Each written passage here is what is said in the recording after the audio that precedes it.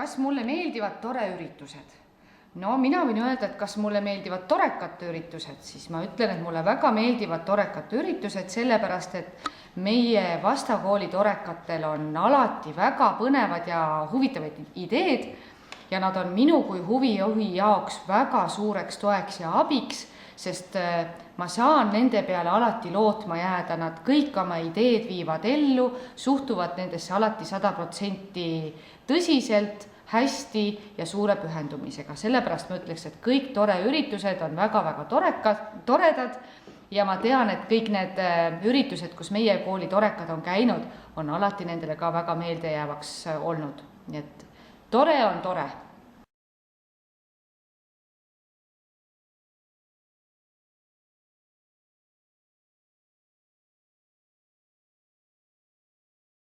Kas tore tegevus on vastakoolis teie jaoks tore? Igal juhul tore.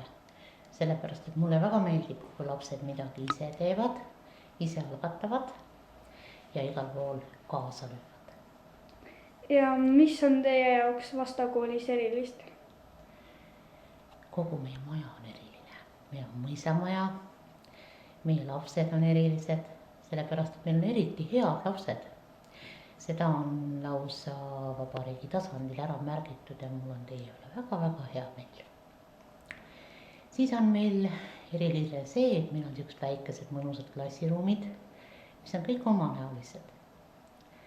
Ja muidugi meie head ja toredad õpetajad ja see kogu see meie mõnus koolipere. See ongi see meie erilisus. Kas sulle meeldivad toreüritused? Jaa, sest need on väga huvitavad ja meil kogu aeg on nagu hea seltskond, kes aitavad ja teevad kaasa. Ja mida sa arvad vastatorekatest?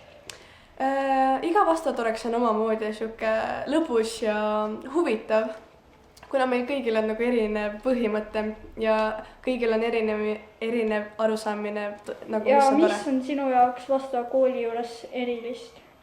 Mulle meeldib see, et siin on nagu väikesed koolid ja meil ei ole nii palju õpilasi siin, et jah, mõnus rahulik. Tunned kõiki, ja. Et siis on kõigiga hea rääkida. Meil on meie koolis eriline muidugi see, et meie koolis elab tore Vants.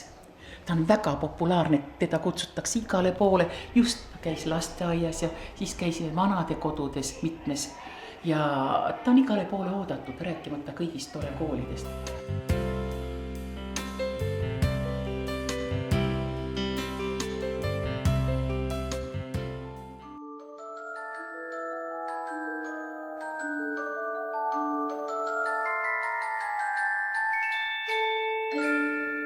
Mm-hmm.